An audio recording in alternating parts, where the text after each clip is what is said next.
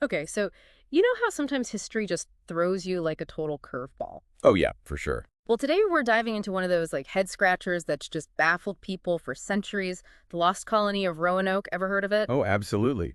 It's like the ultimate historical mystery right up there with, Amelia Earhart or the Bermuda Triangle. Right, exactly. It's one of those stories that just grabs you and won't let go. And the sources you sent over really just highlight like how much we still don't know. So we're on a mission here to really try to unpack what happened to this English settlement back in the 1500s. It's on Roanoke Island, which is part of North Carolina's Outer Banks, by the way, if you're not familiar. It's a wild story. You've got ambitious colonists, a determined leader, a mysterious disappearance, and a single clue that's more teasing than helpful. Okay, so let's rewind the clock to 1587.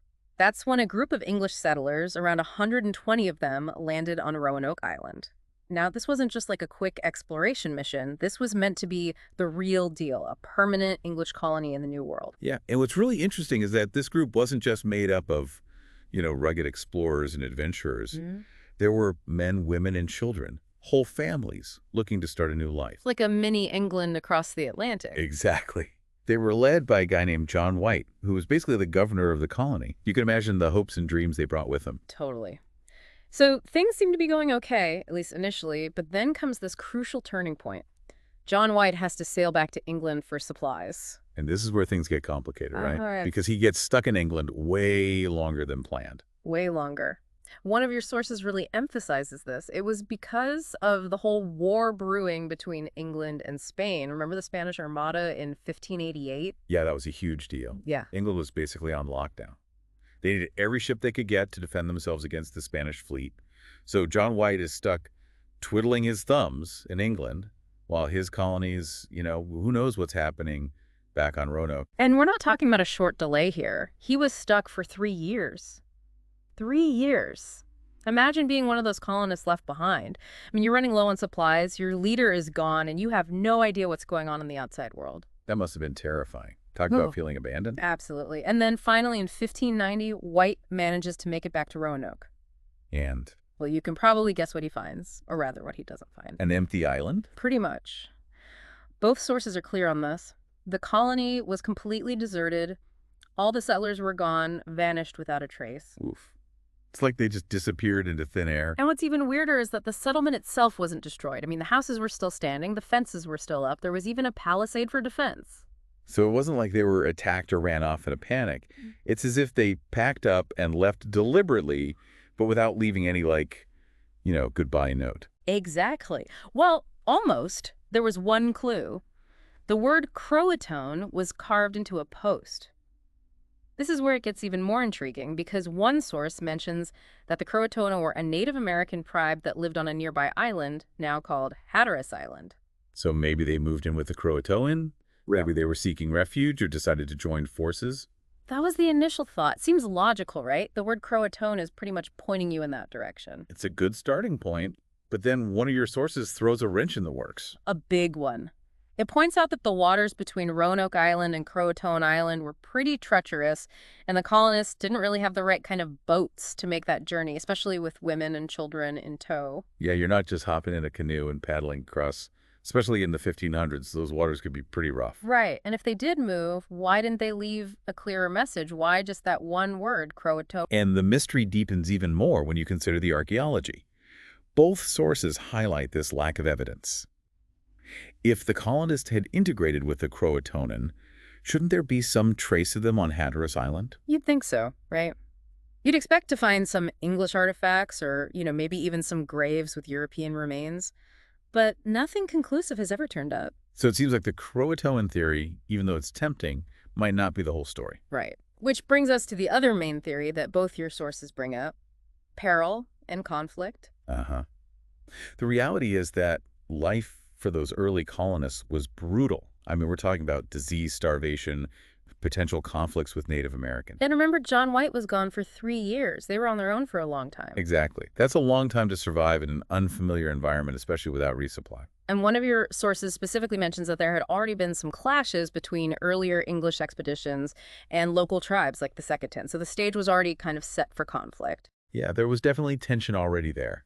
And if you throw in things like food shortages or territorial disputes, well, things could escalate pretty quickly. And speaking of food shortages, one source mentions that there was actually a severe drought in the region around the time the colonists disappeared. Seriously. Yeah, they have tree ring data to back it up. So imagine both the colonists and the Native Americans struggling to survive with limited resources. It's a recipe for disaster. Right. You're fighting over the same dwindling resources. Tensions would be running super high. And one of your sources doesn't shy away from the darker possibilities either. Like, what would happen if the colony was completely isolated and starving with no hope of rescue? You mean like, Yeah, yeah. it mentions cannibalism as a last resort. Wow, that's a grim thought. It is, and it's important to say that there's no direct evidence of this, but it's a possibility that some historians have considered given the circumstances. It just shows how desperate things might have gotten. Absolutely. Now, there's also the whole mystery of the Dare Stone. Have you heard of this? Vaguely. It's like a message carved into a rock. Right. Yes, supposedly by a survivor of the lost colony.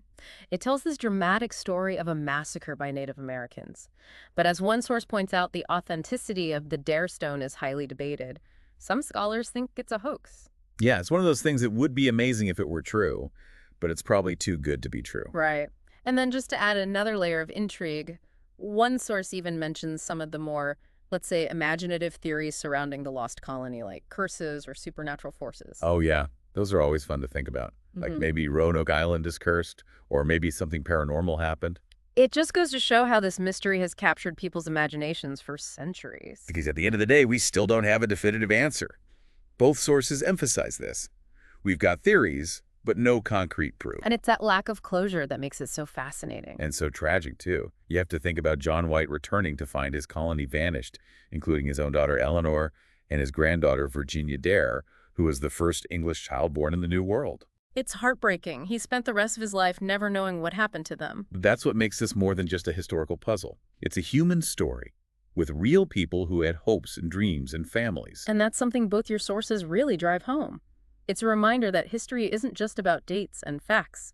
It's about people and their experiences, and sometimes those experiences are shrouded in mystery. Right, and maybe that's okay. Maybe some mysteries were meant to stay unsolved. Maybe. So to wrap things up, let's revisit what we do know.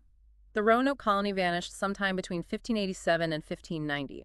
We have that one tantalizing clue, Croatoan, but beyond that, it's a puzzle with missing pieces. We've explored the possibilities of integration with Native Americans, the dangers of disease and conflict, the impact of environmental factors like drought. But we're still left with questions. What really happened to those colonists? What were their final days like? What choices did they make and why? And here's something for you to ponder as we sign off. Is it possible that after all this time, the true fate of the lost colony will forever remain a mystery? A blank page in the early history of America. A story that we can only speculate about, but never truly know the ending to. It's a sobering thought, right? It makes you realize how much we don't know about the past, and how sometimes history just keeps its secrets. And maybe that's the most intriguing part of it all. It keeps us searching, keeps us asking questions, and keeps the story of the lost colony of Roanoke alive even after all these centuries. Absolutely. It's a story that continues to fascinate and haunt us. Until next time on The Deep Dive.